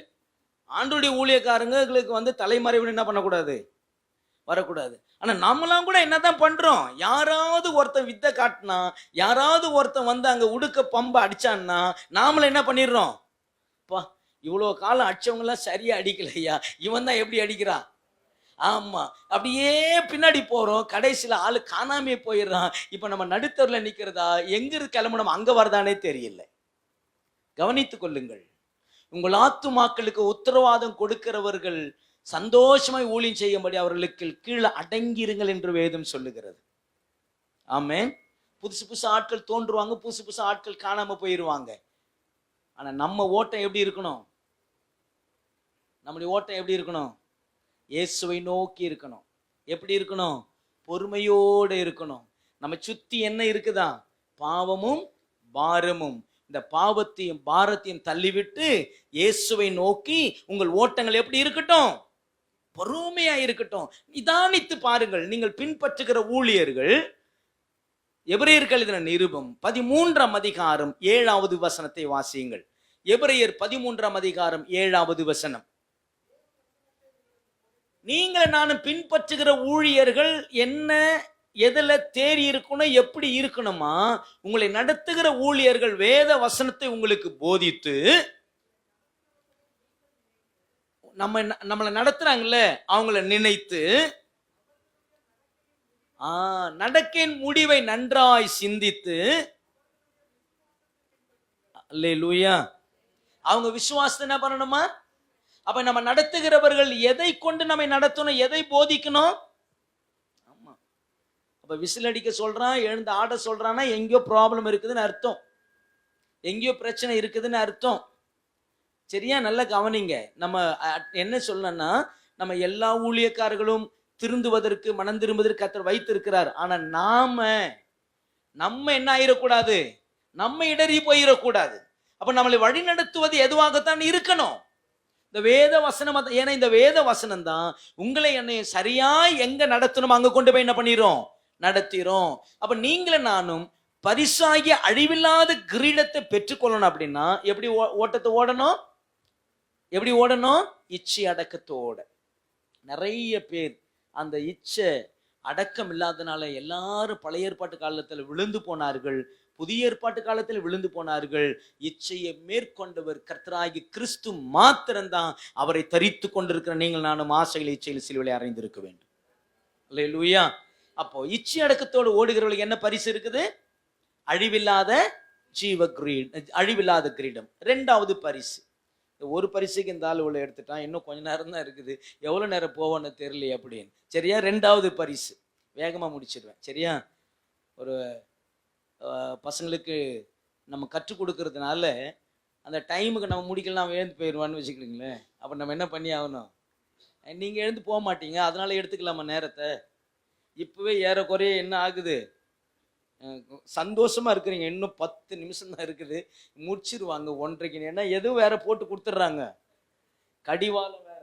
ஏன்னா எல்லா ஜபமும் எப்படிதான் வேற நடக்குது, டைமுக்கு நடக்குது. 12:30 உங்களுக்கு கொடுக்கப்படும், 1:30 முடிக்கப்படும். அதனால 1:30 மேல 2 நிமிஷம் கூட நான் என்ன பண்ண மாட்டேன், பிரசங்கமே முடிக்கலனா கூட ஆமேன் முடிச்சுட்டு போயிடுவேன். ஆமேன். சரி, ரெண்டாவது வாசிங்க பார்க்கலாம். வெளிப்படுத்தின விசேஷம் 2ஆம் அதிகாரம் 10வது வசனம். கொஞ்சம் வேகமா வாசிக்கலாம். நீங்கள் படப்போகிற பாடுகளை குறித்து எவ்வளவும் பயப்படாதே, இதோ நீங்கள் சோதிக்கப்படும் பொருட்டாக பிசாசானவன் காவலில் போடுவான், 10 நாள் உபத்திரப்படுவீர்கள். கவனிங்க, ஆகிலும் மரண பரியந்தும் உண்மையாய் நீ இருப்பீங்களானால் தேவன் நமக்கு என்ன கிரீடத்தை தருவாராம். அப்ப ரெண்டாவது பரிசு என்ன? ஜீவ கிரீடம். அப்ப இந்த ஜீவ கிரீடத்தை யாருக்கு அவர் தன்னுடைய மத்திய ஆகாயத்தில் கொடுக்க போகிறார் அப்படின்னா, யாரெல்லாம் பாடுபடுகிறார்களோ, கிறிஸ்து நிமித்தம் யாரெல்லாம் உடைக்கப்படுகிறார்களோ, கிறிஸ்து நிமித்தம் யாரெல்லாம் நிந்திக்கப்படுகிறார்களோ, அவர்களுக்கு தேவன் வைத்திருக்கிற மகா பெரிய பரிசு எது அப்படின்னா என்ன கிரீடமா? ஜீவ கிரீடம். ஒரு வழியில சொல்லமா, அதுதான் தேவ பிள்ளையே. அதெல்லாம் தான் அழிவில்லாதது, அதெல்லாம் தான் தேவன் நமக்கு வச்சிருக்கிறது. நம்ம காண்கிற எதுவுமே நம்ம கூட என்ன பண்ண போறது இல்லை. ஏன்னா ஒன்றையும் கொண்டு வந்ததில்லை, ஒன்றையும் என்ன பண்ண போறது இல்லை, கொண்டு போக போறது இல்லை. அப்ப இந்த பூமியில கிறிஸ்து நிமித்தம் நீங்கள் நானும் பட்ட எல்லா அவமானங்களுக்கும் எல்லா உபத்திரவத்துக்கும் கர்த்தர் ஒன்றை வைத்திருப்பாரானா, உங்களுக்கு எனக்கு அது ஜீவ கிரீடத்தை கர்த்தர் வைத்து இருக்கிறார். அல்லேலூயா. இது எந்த சபைக்கு சொல்றாருன்னா, சிமிர்னா சபைக்கு கர்த்தர் சொல்றார். என்ன சபை? சிமிர்னா என்றாலே வாசனை என்று அர்த்தம். என்ன அர்த்தம்? வாசனை. இந்த வாசனை எங்கிருந்து தெரியுமா வரும்? வாசனை எங்கிருந்து வரும்? கசப்பு அல்லது உபத்திரவம். உபத்திரவத்திலிருந்து தான் வாசனை. வாசனை என்பது ஏதோ ஒரு வாசனை இல்லை. வாசனை என்றால் சாட்சி என்று அர்த்தம். வாசனை என்ன சொல்லுங்க? இப்ப நான் ரொம்ப வாசனையா இருக்கிறேன்னா என்ன அர்த்தம்? இப்ப நம்ம ஊருங்களை சும்மா கிராமத்துங்களை சொல்லுவாங்க, ஆமா இது ரொம்ப வாசனை அப்படின்வாங்க. அது ரொம்ப வாசனைனா என்ன அர்த்தம்? ஹலோ, நீங்க நம்ம கிராமத்துல பிறக்காத மாதிரியும், நான் தான் ஏதோ கிராமத்துல தெரியாதனமாவது பிறந்து வந்த மாதிரியும், கிராமத்துல யாரை பார்த்து கிராமத்துலன்ற, நாங்களாம் எங்க இருக்கிறோம்? இந்த இதையே கிராமமா நம்ம என்ன பண்றது இல்லை. என்னது சாட்டமங்கலம் கிராமமா? எப்போ இதை சொல்றேன்? நான் இங்க சொன்ன ஒரு முறை ஈச்சங்கரணை இருக்குல்ல, ஈச்சங்கரணை இல்லையா, அங்க எங்க தங்கச்சி எல்லாம் மாப்பிள்ளைலாம் அப்ப ஈச்சங்கர். என்னது ஈச்சங்கரணையா? எந்த காலத்துல இருக்கு நீ ஈச்சங்கரணை? அது மகேந்திரா சிட்டி. என்ன சிட்டி? என்ன சிட்டியா? என்னது மகேந்திரா சிட்டி? ஈச்சங்காடு ஈச்சங்கரணை எங்கேயாவது சொல்லிட போற ஈச்சங்கரணைன்னு என்ன உன்னை கொன்னுருவானுங்க. அது மகேந்திரா சிட்டியாய் மாறிடுச்சு அப்படின்னு. அதனால நமக்கு என்னமோ அப்படி பார்த்து கிராமமா, யாரை பார்த்து கிராமன்ற அப்படின்ற மாதிரி இருக்குல்ல. சரி, இந்த ஊருங்களை நமக்கு சொல்லுவாங்க என்னன்னா, ஆமா அது பாரு ரொம்ப வாசனையாங்கட்டையும் அப்படின்னா என்ன அர்த்தம் அப்படின்னா, அது ரொம்ப குணத்தை அப்படி சொல்லுவாங்க. அப்ப நம்ம வாசனையா இருக்கணும்னா ரொம்ப நம்ம சாட்சியா இருக்கிறோம், ரொம்ப கிறிஸ்துவின் குணாதிசயங்கள் நமக்குள்ள வெளிப்படும் பொழுது அது நமக்கு எதுவாய் மாறுகிறது. 2 கொரிந்தியர் 2ஆம் அதிகாரம் 14வது வசனத்துல வாசிக்கிறோம். 2 கொரிந்தியர் 2ஆம் அதிகாரம் 14வது வசனத்துல, எங்களை கொண்டு அவரை அறிகிற அறிவின் வாசனையை வெளிப்படுத்துகிற தேவனுக்கு ஸ்தோத்திரம். என்னவா? வாசிங்க, சீக்கிரம் வாசிக்கணும். கிறிஸ்துவுக்குள் எப்போதும் எங்களை வெற்றி சிறக்க பண்ணி எல்லா இடங்களிலேயும், இங்க பாருங்க, எல்லா இடங்களிலேயும் எங்களை கொண்டு யாரை அறிகிற அறிவு? கிறிஸ்துவை அறிகிற அறிவு. இப்ப நம்ம பார்த்தா யாரை அறிகிற அறிவு வரணும்? நமக்குள்ள என்ன வாசனை வெளிப்படணும்? அர்த்தம், நமக்குள்ள இருந்து யார் சாட்சியாய் வெளிப்படணும்? இவங்கள கர்த்தருடைய பிள்ளைங்க, சபைக்கு போற தேவனுடைய பிள்ளைங்க, நல்ல ஊழியக்காரன், இவங்க நல்லா ஜெபிக்கிறவங்க, ஐயா நம்ம தான தர்மம் பண்றவங்க, இதெல்லாம் தான் என்னது தெரியுமா? நம்முடைய வாசனை. கிறிஸ்து எனக்குள்ள வரும்போது, உங்களுக்குள்ள வரும்போது கிறிஸ்து எதுவாக வெளிப்படணும்? சாட்சியாக வெளிப்படணும், வாசனையாக வெளிப்படணும். அதைத்தான் சொல்ற, எங்களை கொண்டு அவரை அறிகிற அறிவின் வாசனை வெளிப்படுத்தின தேவனுக்கு ஸ்தோத்திரம். அப்ப நீங்களும் நானும் யாருக்கு சாட்சிகளாக இருக்கணும் சொல்லுங்க? தேவனுக்கு சாட்சிகளா இருக்கணும். யாரை அறிகிற அறிவு நிமித்தம்? கிறிஸ்துவை அறிகிற அறிவு நிமித்தம். ஒருவேளை நீங்க எந்தெந்த இடங்களிலிருந்து வரீங்களோ தெரியாது, எந்தெந்த பட்டணங்களிலிருந்து வரீங்களோ தெரியாது, ஆனா நீங்கள் இருக்கிற இடங்களிலே கிறிஸ்துவுக்கு நீங்கள் வாசனையா இருப்பீர்களானால் தேவனுக்கு மகிமை உண்டாகட்டும். இந்த ஜீவ கிரீடத்தை கர்த்தர் உங்களுக்கு தருவார். ஆமென். ஒரு சாட்சியுள்ள வாழ்க்கை. எதுல சாட்சியுள்ள வாழ்க்கை? கிறிஸ்து நிமித்தம் வருகிற பாடுகள்ல, கிறிஸ்து நிமித்தம் வருகிற நிந்தைகள்ல. நம்மளை எவ்வளவு பேர் நிந்திக்கிறாங்க, எவ்வளவு பேர் நம்மளை ஏசுறாங்க, எவ்வளவு பேர் நம்ம பழிக்கிறாங்க, அவைகளின் மத்தியில கிறிஸ்துவை அறிகிற அறிவின் நமக்குள்ள இருந்து வெளிப்படுகிற அந்த சாட்சி இருக்குது. அந்த சாட்சியாய் வாழ்கிற தெய்வத்தினுடைய பிள்ளைகளுக்கு என் ஆண்டவர் கொண்டு வர போகிறாள், என் மணவாளன் கொண்டு வர போகிற 2வது பரிசு ஜீவ கிரீடம். ஆமென். சும்மா அதாவது இப்பெல்லாம் தெரியாது, கல்யாணம் பண்ற பொண்ணுங்களுக்கு இப்பெல்லாம் தெரியாது. ஒரு ஒரு ஒரு மினுக்கு ஒன்று வரும் பாரு. எப்போ? இந்த மேக்கப் பண்ணும்போது. இந்த மேக்கப் பண்ணும்போது என்ன என்ன என்ன வரும் அந்த பிள்ளைகளுக்கு? நான் யார் ஆக போகிறேன்? நான் மணவாட்டியா இருக்கு, நான் மனைவியா ஆக போகிறேன். அப்படி பண்ணிட்டு சும்மா அந்த மணவாளன் பக்கத்துல கொண்டு போய் நிறுத்துவாங்க பாருங்களேன். இன்னும் என்ன ஆகும்? அது அப்படி அப்படி அப்படிங்க, நான் நின்ட்டேன் எங்க ஆளு கூட அப்படின்ற ஒரு மினுக்கு இருக்கும் பாருங்க. இந்த பூமியில இப்ப கேட்டீங்கன்னா அந்த ஆள் எங்க போயிட்டாயான்னு, அது அங்க போல நான் இல்லை, அதெல்லாம் வேணாம். ஏன் அது என்ன ஆயிடுச்சு இப்ப? அப்போ அப்படின்லாம் இருக்குல்ல. புதுசா சந்திக்க போகிற மணவாளன். அல்லேலூயா. புதுசா சந்திக்கணும். எப்போ சந்திக்கலாம், எப்போ சந்திக்கலாம், எப்போ? அதுக்கப்புறம் அந்த ஆள் எப்படி இருக்க போறோம், அதெல்லாம் நமக்கு வேணாம். புதுசா சந்திக்க போறது எப்படி இருக்கும்? வரமாட்டீரான். இது வேற. அன்று நீ எப்போ வருவீர்? மரணாதான். எப்போ வருவீர்? வந்தாதான் தெரியும் நம்ம போய் பக்கத்துல நிக்க போறோமான்னு. இல்ல, ஒரு ஆண்டவருடைய வருகைக்காக ஜெபம் பண்ணு. தப்பி அவருடைய வருகைக்காக என்ன பண்ணாதீங்க. என்ன வந்தாருன்னா எத்தனை பேர் போவோன்னே தெரியாது. அதனால என்ன பண்ணிடுவோம், அவர் வரும்போது அவரே முன்குறிச்சு வச்சுட்டாரு, நான் வர காலத்துல என்ன பண்றேன், என்ன வந்தேன்னா இப்போ ஒண்ணு கூட தேர மாட்டீங்கப்பா, நான் வரல, அதனால வர ஒரு காலத்துல வரேன். இல்ல, சரி கவனிங்க. ஒருவேளை இன்றைக்கு வருவாரானா கூட நீங்களா நம்ம ஆயத்தமா இருக்கணும். இன்றைக்கு நம்ம சந்திக்கு வருவாரானா எப்படி இருக்கணும்? ஆயத்தமா இருக்கணும். அதுக்கு தான் இந்த ஜெபம், அதுக்கு தான் இந்த பிரயாசம், அதுக்கு தான் இந்த காரியங்கள். யாருமே இங்க கிட்ட இருந்து நீங்க வந்திருக்க மாட்டீங்க, ரொம்ப தூரத்துல தான் வந்திருக்கணும். ஏன் இந்த பிரயாசங்கள்? எப்படி ஆகிலும் வரப்போகிற மணவாளனை நாம் சந்திக்க வேண்டும். ஜெபம், ஆசீர்வாதம், நன்மை. என் விசுவாசம் என்ன தெரியுமா? எனக்கு இருக்கிறத கர்த்தர் எனக்கு தருவார், அவ்வளவுதான். தருவாரா தரமாட்டாரா? தருவார். ஆனா எனக்கு என்ன இருக்கணும்னா, ஆண்டவர் இதெல்லாம் நீங்க தருவீங்களோ தரமாட்டீங்களோ, நான் உண்மை சந்திப்பதற்கு நான் ஆயத்தமாகி விட வேண்டும். அப்ப என்ன கிரீடம் நமக்கு இருக்கு? என்ன பரிசு இருக்குது சொல்லுங்க? ஜீவ கிரீடம் என்கிற பரிசு இருக்கிறது. 3வதாக வாசிங்க பார்க்கலாம். 2 தீமோத்தேயு 4ஆம் அதிகாரம் 8வது வசனம். சீக்கிரம் 2 தீமோத்தேயு 4ஆம் அதிகாரம் 7, 8 வாசிமா. நல்ல போராட்டம், நல்ல போராட்டத்தை போராடினேன், ஓட்டத்தை முடித்தேன், காத்து கொண்டேன்.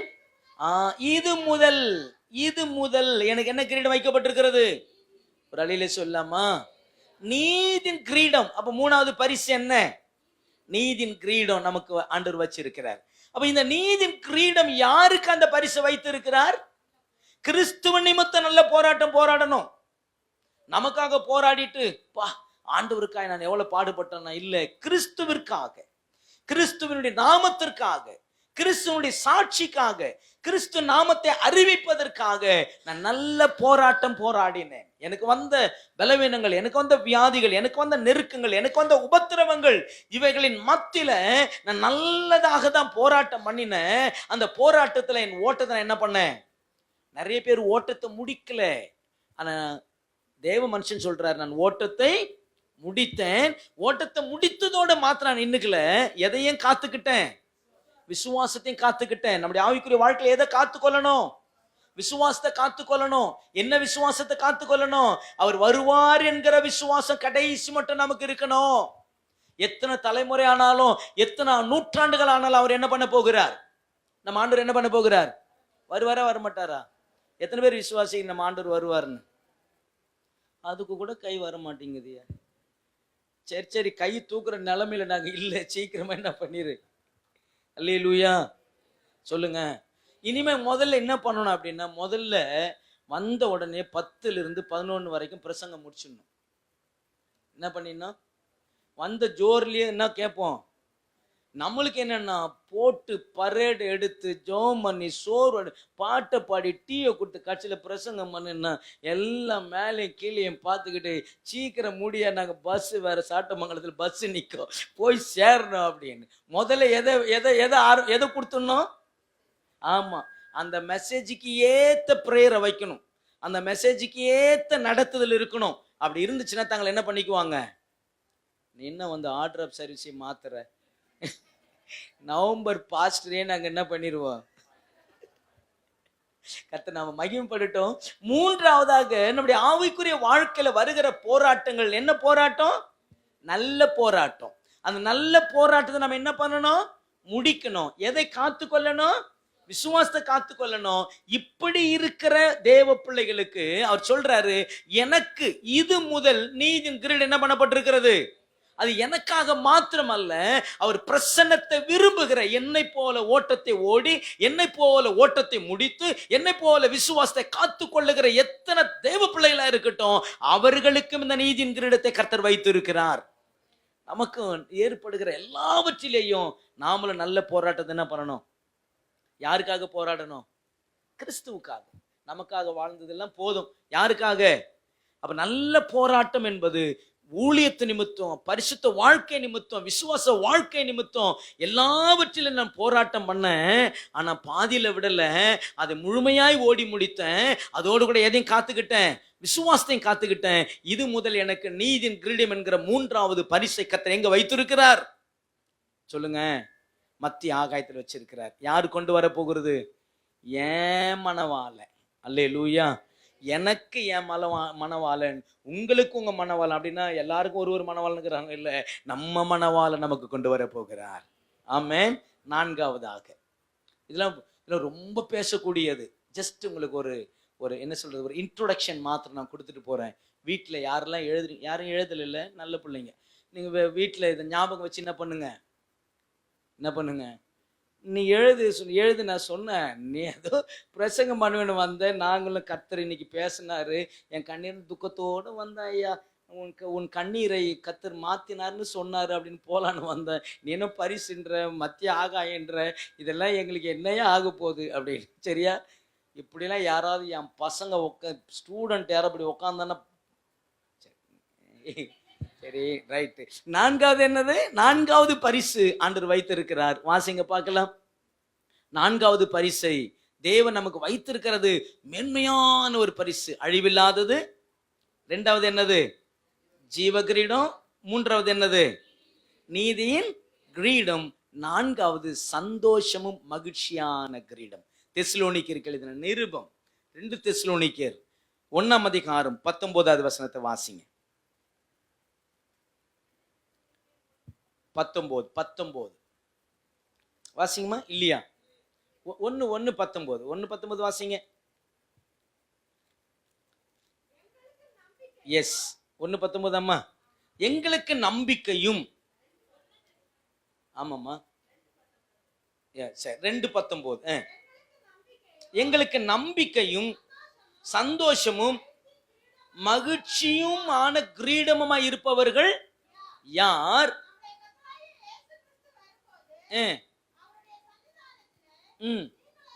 நீங்கள் அல்லவா. நான்காவது கிரீடம் என்னது? மகிழ்ச்சியும் மகிழ்ச்சியும் சந்தோஷம். அப்படின்னா யாரெல்லாம் ஆண்டவருக்காக நீங்க போய் ஊழியம் செய்து ஆத்துமாக்களை ஆதாயப்படுத்துகிறீர்களோ அந்த ஆத்துமாக்கள் உங்களுக்கு நான்காவது பரிசாக பரலோகத்தில் வெளிப்படுவார்கள். அல்லேலூயா. ஒரு ஆத்துமாவை நீங்க ஆதாயப்படுத்தினாலும் அவங்க தான் உங்களுக்கு யாரு? சந்தோஷமும் மகிழ்ச்சியும் கிரீடம். வில்லியம் கேரி அவருடைய தேசத்திலிருந்து வந்து கல்கத்தாவில் தான் முதல்ல அவர் வந்தாரு. ஒரு ஆத்மாவை ஆதாயப்படுத்துவதற்கு 6 வருஷம் எடுத்துக்கிட்டாராம். எத்தனை வருஷம்? ஒரே ஒரு ஆள், அவனையும் கொண்டு விட்டானுங்க. 6 வருஷத்துக்கு பிறகு தான் ஒரு ஆத்மா, இந்த ஆத்மாவுக்கு அவர் பட்ட பிரயாசம் இருக்குதே, இந்த ஆத்மாவுக்கு அவர் பட்ட வேதனை இருக்குதே, இவர் பரலோகத்தில் அவர் காணப்படுவாரானால் இந்த ஆத்மா அவருக்கு மகிழ்ச்சியும் சந்தோஷமாய் மாறும். அப்படின்னா 4வது பரிசு யாருக்கு? ஆத்மா ஆதாயம் பண்ணுகிறவர்களுக்கு. அல்லேலூயா. முதல் பரிசு இச்சை அடக்கத்தோடு ஓடுகிறவர்களுக்கு. 2வது பரிசு உபத்திரவத்தை சகிக்கிறவர்களுக்கு. 3வது பரிசு நல்ல போராட்டம் போராடுகிறவர்களுக்கு. 4வது பரிசு ஆத்துமாக்களை ஆதாயப்படுத்துகிறவர்களுக்கு. 5வது பரிசு 1 பேதுரு 5ஆம் அதிகாரம் வாசிங் 3-4 வசனம். சீக்கிரம். அல்ல, மந்தைக்கு மாதிரிகளாகவும் செய்யுங்கள். அப்படி நீங்கள் செய்தால் பிரதான மெய்ப்பராகிய நம்முடைய மணவாளன் வரும் பொழுது மகிமையுள்ள வாடாத கிரீடம். என்ன கிரீடம்? வாடாதுன்னு சொல்லக்கூடாதுமா. அது என்ன வாடாத கிரீடம் அப்படின்றது? எப்படி இல்லை, எப்படி அத மகிமையுள்ள வாடாத கிரீடம். அது சொல்லும் போதே இப்ப வச்சிட மாட்டாங்களா அந்த கிரீடத்தை அப்படின்னு. அது யாருக்கு? அந்த கிரீடம் யாருக்கு? உண்மையும் உத்தமமாய் ஊழியம் செய்கிறவர்களுக்கு. உண்மையும் உத்தமமான ஊழியக்காரனுக்கு என்ன பண்ணியிருக்கிறாரு? ஏன்னா கொடுத்த சுதந்திரத்தை இருமாப்பா ஆளக்கூடாதான். மந்தைக்கு யாருன்னா இருக்கணுமா? ஊழியக்காரன். மந்தைக்கு, சபைக்கு ஊழியக்காரன் எப்படி இருக்கணும்? மாதிரியா இருக்கணும். ஒரு மாதிரி இருந்துடக்கூடாது, மாதிரியா இருக்கணும் ஊழியக்காரன். யாருக்கு? இந்த ஐயா பின்னாடி போனா எங்க போயிடலாம். ஆமா, இல்ல எந்த ஐயா பின்னாடி போயிடாதீங்க. இல்ல இந்த ஐயாவை ஃபாலோ பண்ணா இவர் விசுவாசம், இவர் பரிசுத்தம், ரொம்ப தாழ்மை, ரொம்ப அன்பா இருக்கிறாரு, அப்படி இருக்கணும். அப்ப யாரெல்லாம் அப்படி இருக்கிறார்களோ அவர்கள் பரலோகத்துல போகும் பொழுது கத்த சொல்றாருப்பா, நீ இவ்வளோ உண்மை உத்தமமாய் ஊழியம் செஞ்சிருக்கிற, உனக்கு நான் என்ன கிரீடத்தை வச்சிருக்கிறேன்? மகிமையுள்ள வாடாத கிரீடம். இதெல்லாம் எங்க பெற்றுக்கொள்ள போகிறோம்? மத்திய ஆகாயத்துல. யாருகிட்ட? நம்முடைய மணவாளன் கிட்ட. அவர் எங்க போயிருக்கிறாரு? தூர தேசத்துக்கு போயிருக்கிறாரு. அவர் திரும்பி வரும் பொழுது சும்மா வரப்போகிறது இல்ல, உங்களுக்காய் எனக்காய் பரிசுகளை சுமந்து கொண்டு வரப்போகிறார். இந்த பரிசுகளை எத்தனை பரிசு நீங்க வாங்க போறீங்க? அல்லேலூயா. எத்தனை பரிசு? ஆனா சாதாரண இல்லை தேவ பிள்ளையே. சாதாரணமா போய் எனக்கு ஒண்ணும் இல்லை 10 பேர் ஓடுறான், சும்மா இருக்கிற ஆளு போய் அவன்லாம் ஓடி அந்த கொடுத்தா இல்லை ஒரு மெடல் எனக்கு ஒன்று கொடுன்னு கேட்டா என்ன பண்ணுவீங்க? எங்கேயே விட மாட்டாங்க. முதல்ல உள்ளேயே விட மாட்டாங்க. நீ யாருன்னு அனுப்பிடுவாங்க. அவன் அவ்வளவு வருஷம் முழுக்க போராடி போராடி போராடி அவனே ஓட முடியாம என்ன பண்றான்? சோர்ந்து போய் என்னடா யாரோ ஒருத்த ஓடிட்டான் அப்படின்றான். அப்ப ஓடாமையே இருக்கிற நாம அட்லீஸ்ட் ஓடனா கூட ஆறுதல் பரிசாவது என்ன பண்ணுவாங்க? நம்ம பிள்ளைங்களுக்கு தருவாங்களா ஆறுதல் பரிசு? இப்போது ஒரு பேனாய் தரப்படும், ஒரு பென்சில் தரப்படும். இந்த பென்சிலுக்கு கூட தகுதி இல்லாத நம்ம வெளியில் நின்றுக்குன்னு எனக்கு ஒன்று கூட அப்படின்னா என்ன பண்ணுவாரு? ஆமாம்மா வா வா ஒன்று கொடுக்குற அப்படின்னுருவார். அப்போ தேவ பிள்ளையே, இந்த ஜெபங்கள், இந்த பிரயாசங்கள், இது எல்லாம் மணவாளனாகிய கிறிஸ்துவை சந்திக்கும் போது நமக்கு கற்றுக் கொடுக்க ஒரு பரிசுகளுக்காக இந்த நாட்களின் காலங்களை பயன்படுத்தி கொள்ளுங்கள். ஏன்னா அவர் வரும்பொழுது எப்படி வரப்போகிறார்? தூதர்களோடு கூட வரப்போகிறார். யாரை சந்திக்க வரப்போகிறார்? மணவாட்டியை சந்திக்க வரப்போகிறார். அப்படி சந்திக்க வரும்பொழுது அவர் வெறுங்கையோடு வரப்போகல, அழிவில்லாத கிரீடத்தையும் ஜீவ கிரீடத்தையும் நீதின் கிரீடத்தையும் மகிழ்ச்சியும் சந்தோஷமான கிரீடத்தையும் மகிமுள்ள வாடாத கிரீடம் என்கிற பரிசுகளை கொண்டு வரப்போகிறார். இந்த பரிசுகளுக்கு உங்களை என்னை ஆயத்தப்படுத்திக் கொள்ளுவோம், அவரிடத்தில் பெற்றுக்கொள்வோம். கர்த்தர் நம்மை ஆசீர்வதிப்பார். ஜெபிப்போம். கிருபை நிறைந்த எங்கள் அன்பின் பரலோக பிதாவே, ஆசீர்வதிக்கப்பட்ட நல்ல இந்த மதிய வேளைக்காக நன்றி செலுத்துகிறோம். நம்முடைய பிள்ளைகளோடு கூட இடைப்பட்ட வார்த்தைகளுக்காய் ஸ்தோத்திரம். எங்களுக்கு ஒரே ஒரு எதிர்பார்ப்பு தான் தகப்பனே, இந்த பூமியில நாங்க ஜெபிக்கிறதெல்லாம் எங்களுக்கு கொடுக்குறீங்க, நாங்க விரும்புறது வேண்டுவதெல்லாம் எங்களுக்கு கொடுக்குறீங்க. ஆனா ஒரே ஒரு வாஞ்சை, நாங்கள் உம்மை தரிசிக்க வேண்டும், உடைய முகத்தை நாங்கள் பார்க்க வேண்டும், உடைய வருகையில நாங்கள் காணப்பட வேண்டும். அதற்காக எங்களை ஒவ்வொருவரையும் ஒவ்வொரு நாளும் ஒவ்வொரு நிமிடமும் ஆயத்தப்படுத்தி எங்களை பரிசுத்தப்படுத்தி காத்துக்கொள்ளுங்க. இயேசுவின் நாமத்தில் ஜெபிக்கிறோம் பிதாவே. ஆமென். Thank you. God bless you.